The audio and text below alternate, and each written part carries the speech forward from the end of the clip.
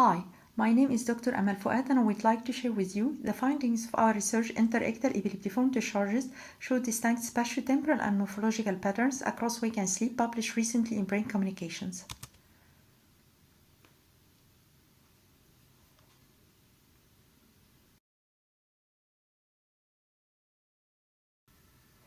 Epilepsy's long history can be traced back to a 4,000-year-old Akkadian table found in Mesopotamia, inscribed to need a description of a person with seizure attack. Evidence of epilepsy has also been found in ancient Egypt, as indicated in ancient Egyptian medical papyrus texts written around 1700 BC. The original author of manuscript might be Amenhotep. A connection between epilepsy and sleep-wake cycles remained unknown for centuries. Before the invention of EEG and its ability to record brain electrophysiological activity, this relationship remained a mystery. Moreover, intracranial EEG recording, large brain datasets, and technological advances allow us to investigate the relationship between epileptic clinical and physiological markers and wake and sleep patterns. Interictal epileptiform discharges are paroxysmal events that are known to be associated with seizures and epilepsy. Morphologically, they are referred to as spikes, positive and negative, spike wave complexes, sharp wave, and sharp wave complexes. They can be captured automatically. In this research, we aim to study the spatiotemporal and morphological attributes of interictal epileptiform discharges that are automatically detected and visually verified during spontaneous seizure-free wakefulness and sleep.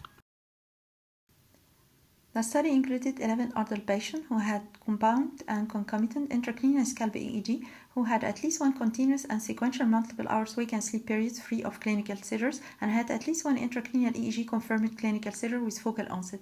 The associated electrodes were assigned to one of the four predefined brain areas: mesial temporal, temporal pool, basal cortical, and lateral neocortical areas.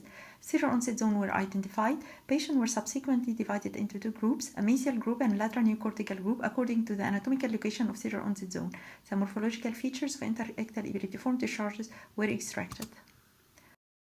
Sleep was scored manually and classified as N1, N2, and N3 non-REM sleep and REM sleep. Automatic detection of interictal epileptiform discharges was performed.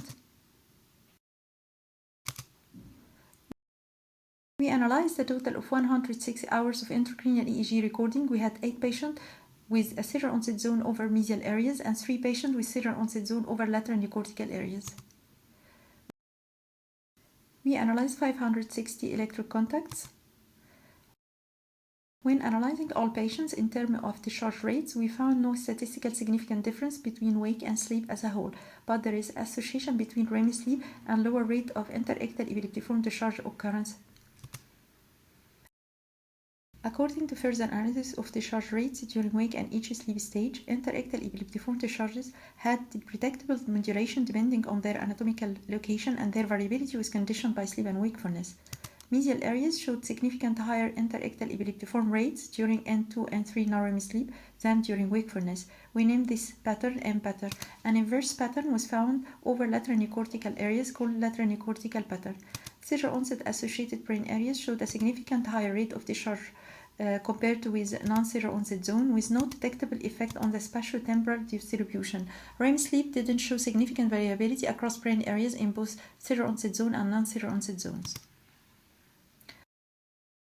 The distribution of discharge activity over mesial and lateral neocortical areas was found to be opposite.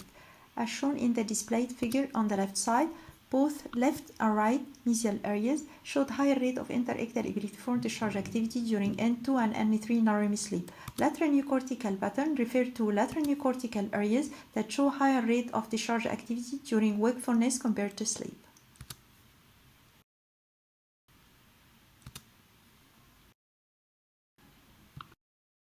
Interictal epileptiform discharge rates were influenced by seizure onset zone across brain areas. It showed an enhanced quantitative effect over mesial areas and lateral neocortical areas, but a suppressive effect over seizure onset zone associated temporal pool areas in mesial seizure onset zone group. Spike amplitudes and sharpness, as well as slow wave amplitudes, differed according to their anatomical location. Spikes in mesial area had a greater amplitude and sharper slope than spikes in other area. Slow wave amplitude in mesial areas were significantly higher than basal cortical and temporal pool. We found that spike amplitudes associated with seizure onset zone were higher than those associated with non-seizure onset zone.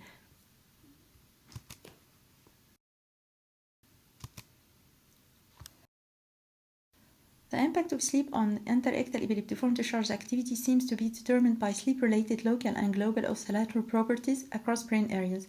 We found that seizure onset zones have a differential influence on the rate of interictal epileptiform discharges during wakefulness and sleep, depending on the anatomical location. Seizure onset zones suppressed interictal epileptiform discharge activity in the temporal pool areas. It raises questions about specificity and the nature of sleep oscillation over temporal pool areas.